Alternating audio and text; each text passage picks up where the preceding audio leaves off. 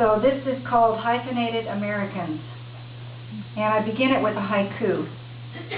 A faraway war, angry words pelt like bullets, the battle brought home. Imagine risking your life for a country that put your family behind barbed wire because they looked like the enemy.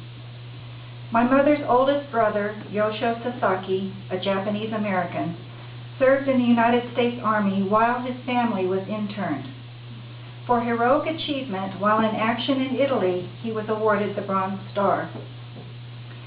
After the bombing of Pearl Harbor, the Sasakis, as well as all Japanese Americans